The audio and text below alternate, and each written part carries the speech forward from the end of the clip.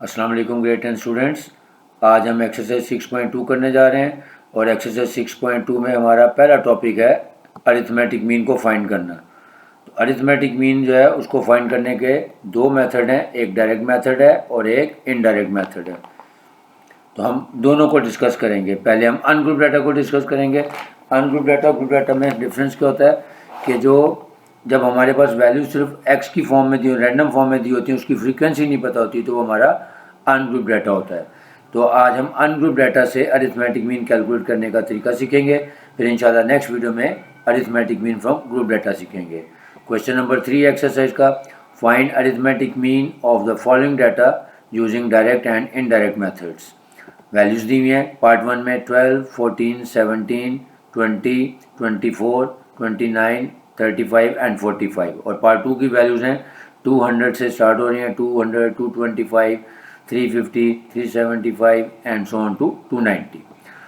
बहुत आसान तरीका है अरिथमेटिक मीन कैलकुलेट करने का। जस्ट आपको फार्मूला आना चाहिए, क्वेश्चन आपका खुद ब खुद हो जाएगा। डायरेक्ट मेथड में हम क्या करेंगे, जितनी वैल्यूज़ हैं उसका सम लेंगे और नंबर ऑफ वैल्यूज़ पे डिवाइड कर देंगे। और उसको लिखा कैसे जाता है, arithmetic mean is equal to summation X over N. ये जो सिंबल है इसको हम सिग्मा पढ़ते हैं, ये ग्रीक लेटर है, ये मैंने नीचे एक्सप्लेन भी किया हुआ है कि the symbol is known as sigma और इसका मतलब होता है समेशन। यानी जहाँ कहीं स्टैटिस्टिक्स में ये सिंबल यूज़ होगा इसका मतलब है जो भी वैल्यूज़ गिवन है उनका सम ले लें। तो हम सिग्मा एक्स ओवर एन लिखेंगे, एन का मतलब है नंबर ऑफ वैल्यूज़। तो अब हम 12, 14, 17, 20 एंड सो ऑन टू 45 का सम लेते हैं, वो आ गया 196, डिवाइडेड बाय 8 करेंगे तो 24.5 आ जाएगा।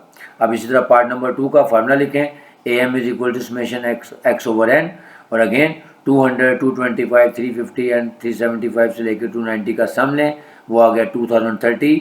नंबर ऑफ वैल्यूज इस दफ़ा 7 हैं, उससे डिवाइड कर देंगे तो आंसर आ गया 290। आगे ये नोट में मैंने लिखा है कि डेफिनेशन है अरिथमेटिक मीन की, इसको ताकि आपको पता लगे किया क्या कि arithmetic mean is obtained by dividing the sum of values by their number of values. यानी सम ऑफ वैल्यूज को नंबर ऑफ वैल्यूज पे डिवाइड करते हैं तो हमारा अरिथमेटिक मीन आ जाएगा बाय डायरेक्ट मेथड। अब हम इन्हीं दोनों पार्ट्स को इनडायरेक्ट मेथड से करते हैं। पहले थोड़ा सा एक्सप्लेन कर दूं कि इनडायरेक्ट मेथड में क्या होगा, एक्स को हम कन्वर्ट कर देंगे डी में, यानी समेशन एक्स की बजाय समेशन डी ओवर एन हो जाएगा। और डी क्या होता है, डेविएशन फ्रॉम एक्स, यानी एक्स की ही वैल्यूज़ में से कोई एक आधी वैल्यू सेलेक्ट करेंगे और उसको तमाम एक्स की तमाम वैल्यूज़ में से उसको माइनस कर देंगे, वो हमारा कॉलम डी बन जाएगा। जैसे ये देखें इस प्रेजेंटेशन में नजर आ रहा है कि एक्स की वैल्यूज़ को पहले कॉलम में फॉर्म में लिख लिया 12, 14, 17 एंड सो ऑन टू 45, फिर डी का कॉलम बनाया एक्स माइनस 29। अब ये 29 मैंने कैसे लिया, एक तो ये तरीका है कि एक्स की कोई भी वैल्यू आप ले लेंगे और उसको एक्स में से माइनस कर दें, वो हमारा ए कहलाता है। यानी जो एक्स की वैल्यू हमने माइनस की है 29, वो हमारा ए या अज्यूम्ड वैल्यू कहलाती है।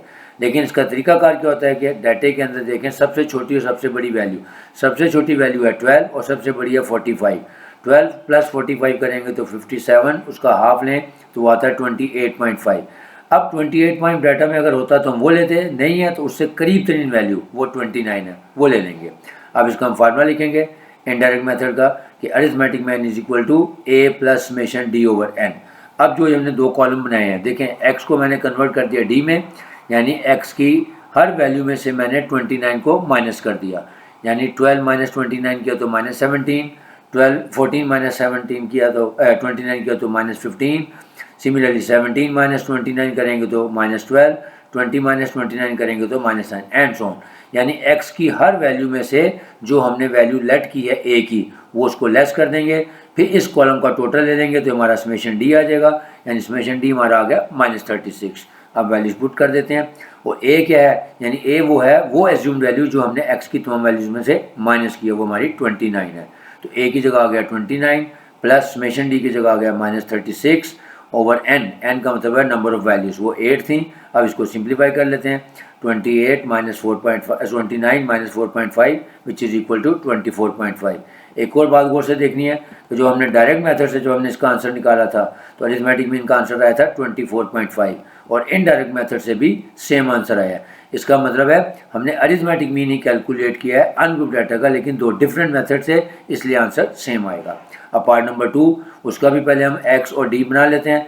अब इसमें मैंने एक्स ए की वैल्यू ली है 270, यानी एक्स की तमाम वैल्यूज़ में से मैंने 270 को लेस किया। तरीकाकार वो यूज़ किया कि सबसे छोटी वैल्यू थी 200, सबसे बड़ी थी 375, दोनों का ऐड किया और उसका मैंने हाफ लिया, तो तकरीबन 265 समथिंग आ रहा था। तो उसके करीब तरीन वैल्यू 270 बनती थी। अब मैंने एक्स की तमाम वैल्यूज़ में से 270 को माइनस करके अपना कॉलम बना लिया, डी का टोटल लगाया, वो आ गया 140। अब हम इसमें वैल्यूज पुट कर देते हैं। Arithmetic mean is equal to A plus summation D over N. A की जगह आ गया 270, समेशन डी था हमारा 140, उसको 7 पे डिवाइड किया नंबर ऑफ वैल्यूज से, तो अब देखिए आंसर हमारा 290 आ गया। इसका मतलब है कि जब हम इनडायरेक्ट मेथड से निकालें या डायरेक्ट मेथड से निकालें तो आंसर हमेशा सेम आता है। फ़र्क क्या है कि जब हम डायरेक्ट मेथड यूज़ करेंगे तो हम तमाम वैल्यूज़ का सम लेंगे, उसको नंबर ऑफ वैल्यूज़ पे डिवाइड कर देंगे, वो हमारा डायरेक्ट मेथड है, उसका फार्मूला बनता है समेशन एक्स ओवर एन।